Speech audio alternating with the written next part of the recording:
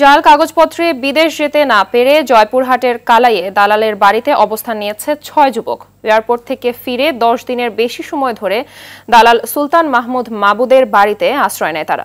এতে মানবেতর দিন কাটছে তাদের। এলাকাবাসী, স্থানীয় জনপ্রতিনিধি ও ভুক্তভোগীরা চান তাদের টাকা ফেরত সহ দালালের কঠোর শাস্তি।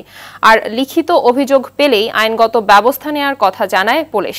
জয়পুরহাট প্রতিনিধি রাশেদুজ্জামানের তথ্যচিত্রে জানাচ্ছেন নাদিরা সুলতানা। ১, ২, ৩ ঢাকায় জমি জিতে নিন ১০০% ক্যাশব্যাক সহ ২০ কোটি টাকার পুরস্কার।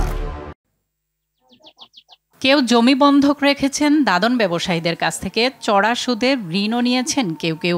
পরিবারের হাল ধরতে তাজিকিস্তান যেতে এভাবেই জনপ্রতি ৫.৫ লাখ টাকা সংগ্রহ করে জয়পুরহাটের কালাইয়ের ৬ যুবক তুলে দিয়েছিলেন একই উপজেলার জিন্দারপুর পূর্বপাড়া গ্রামের আদম ব্যবসায়ী দালাল সুলতান মাহমুদ মাবুদের হাতে। গত মার্চের ২২ তারিখ ফ্লাইট হওয়ার কথা ছিল তাদের। দালালের সাথে ঢাকায়ও যান তারা, কিন্তু ভুয়া ভিসার কারণে ৬ যুবককে বিমানবন্দরে আটকে দেয়া হয়। পরে দালাল মাবুদকে সঙ্গে নিয়ে বাড়ি ফিরতে গেলে কৌশলে পালিয়ে যায় সে।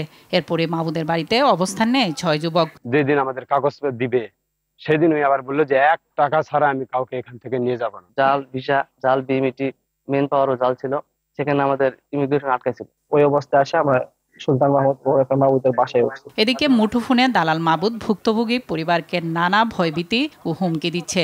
এ ঘটনায় ক্ষোভ জানান স্থানীয় জনপ্রতিনিধি। বেশ কিছু লোকের কাছ থেকে প্রায় ৬০ লাখ টাকার মতো প্রতারণা করেছে। এই প্রতারকের আমি দৃষ্টান্তমূলক শাস্তি দাবি করছি। ভবিষ্যতে জানি আর কারো কাছ থেকে এরকম প্রতারিত করে টাকা পয়সা না নেওয়া পারে। ১, ২, ৩ ঢাকায় জমি জিতে নিন ১০০% ক্যাশব্যাক সহ ২০ কোটি টাকার পুরস্কার।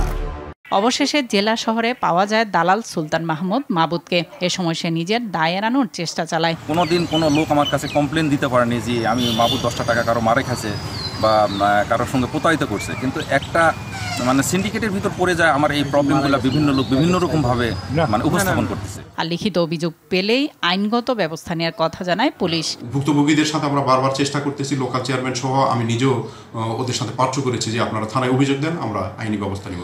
যেহেতু এখনো থানায় কোনো অভিযোগ পাওয়া যায় নাই, আইনি ব্যবস্থা নেওয়া সম্ভব হচ্ছে না। অভিযুক্ত দালাল মাবুদের প্রতারণার বিরুদ্ধে দ্রুত ব্যবস্থা নিয়ে ৬ যুবককে মানবেতর জীবন থেকে মুক্ত করার দাবি স্থানীয়দের।